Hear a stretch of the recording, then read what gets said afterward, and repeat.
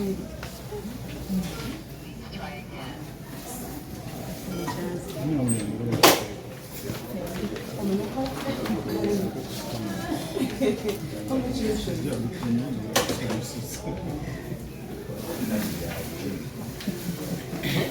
bastard is quite a while.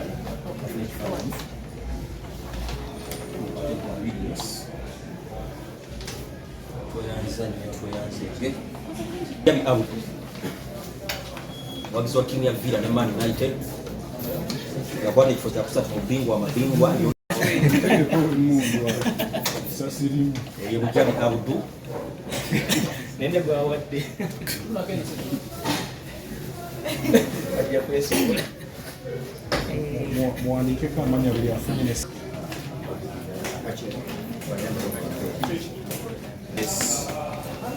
Vincent Charema ne mukulu Richard Wasuka mujje mukwasa omukulu ono ekirabo kye mukulu Vincent Charema ne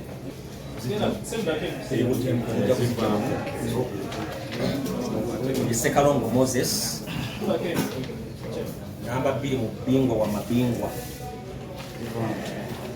Sekalongo wesi ngabakulabire ku kwa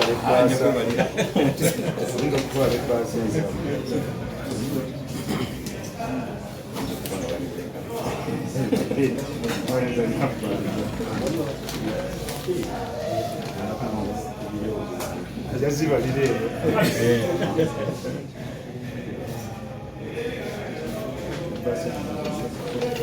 munamuwagizi wa Kisodians ne Uganda Cranes ono yastukira mu kyapa ky'ettaka ekyapa ky'ettaka kiri mu ssaza lya Ssaabasajja Kabaka ery'e Busiro nga kiri poloti 5/10 era agenda kukwasibwa ekyapa kye mukama waffe akulira programming ku CBS Hajabe Mukibi Nkaaga yagenda okumuwa ekirabo ekyo atuwe ne Chris Remax.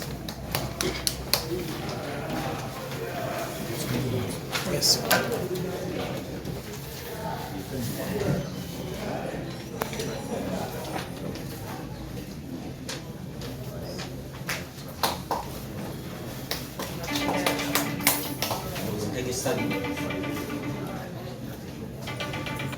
Wagizi wa Kisodi Giants ne Cranes yasinga banne bonna.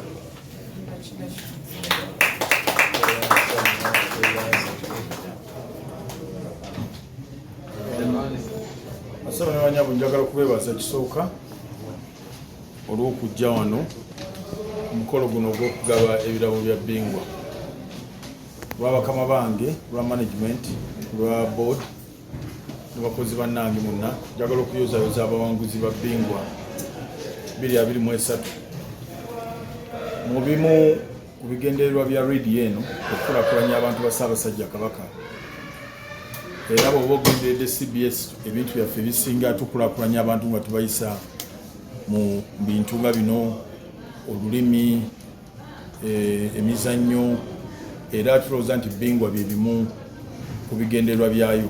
Abantu bangi abazze baganyulwa mu bbingwa naye omwaka guno tugaka tulinnyiseko ku level tufune omuntu wasobola okufuna ettaka era tuyozayoza nnyo Ntegesa ali mu aludde ng'ajja mu bbingwa naye finally Allah amwanikudde asobola okuwangula.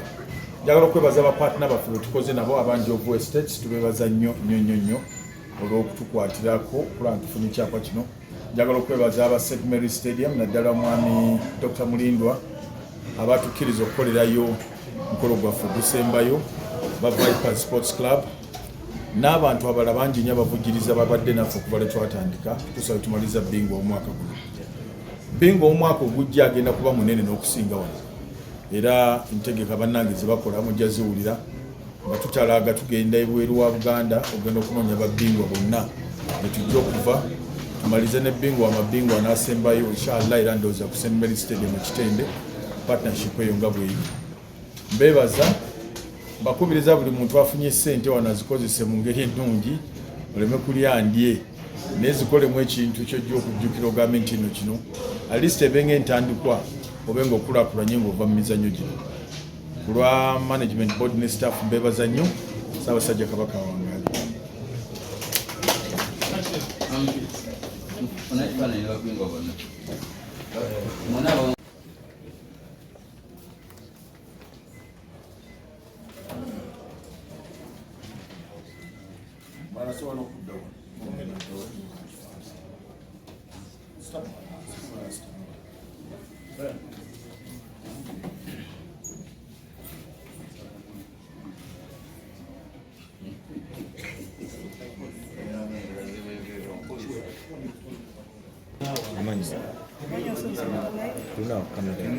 Amanya somesa mu life era ndi mu kibiina kya musanvu kisula ku Magamba Business School. Ssente ezo zempangudde era zikolamu ebintu by'enjigikirako gamba ng'okulako oba ente. Okujja mu Bbingo wavaawo ebyemizannyo bitandika otya? Ebyemizannyo nabitandikira ku kyalo Demba na community gyennali. Wali owagira ttiimu ki? Ali mpaja ttiimu ya Vipers na ttiimu ya Liverpool. Obukodyo ki bwe wakozesa okuwangula n'okusitukira mu nsimbi ezo? Obukodyo bwe nakozesa kutega pulogulaamu za leediyo zokka kozineza TV. Guno si gwe gusoose nga weetaba mu Bbingwa. Ku luno kyanjawulo ki kye wakozesa okulaba nti ositukira ng'owanguza? Amanya n'eddoboozi yitibwa Ntege Salim omuwagizi wa Sogiants ne Uganda Cranes.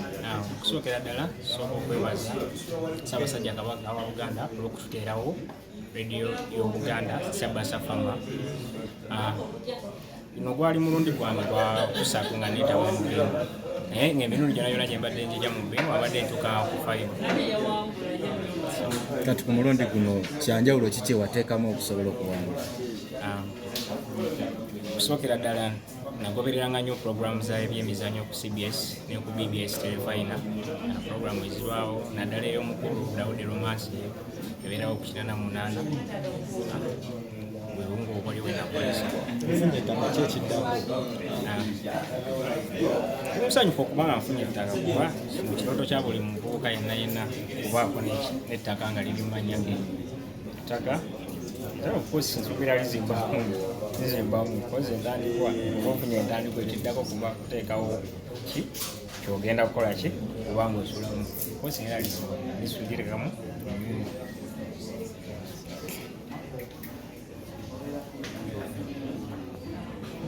Ekiddako abantu bagende benjoyinga ebirabo byabwe. Kati fe tutandise enteekateeka ate eza Bbingwa 2024. Twagala buli mwaka Bbingwa abe ng'asinga kuoyo ababaddewo era kati kyetulumu essaawa zikuseka. Tuwulidde front kati mugenda kufulumako enteekateeka eyo?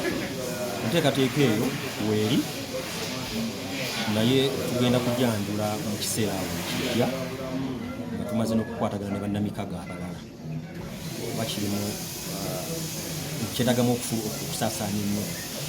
Okuba kufani mwana wa Pakistan. Abantu abeewandiisa baali basukka mu 500 wonna awamu netugenda mu kusunsulamu. Bbingwa amabingwa twalina 49, Bbingwa toto twalina 38 ate oli Bbingwa extra twalina payers 12. So bwe twajja nga tujja tuwandulamu okutuuka ku bawanguzi bano boolabye olwaleero. Enkola y'abameganyi ku mulundi guno yali etya bw'ogerageranya n'emirundi? Abameganyi b'omulundi guno babadde bagezi nnyo ekiyitiridde era buli omu n'abawanduukira eri baali basaanidde naye osanga tebwali bubeezi lunaku lwabwe naye nga tebabadde bakiboggwe babadde bagezi nnyo ekiyitiridde era mbadde sikirabangako.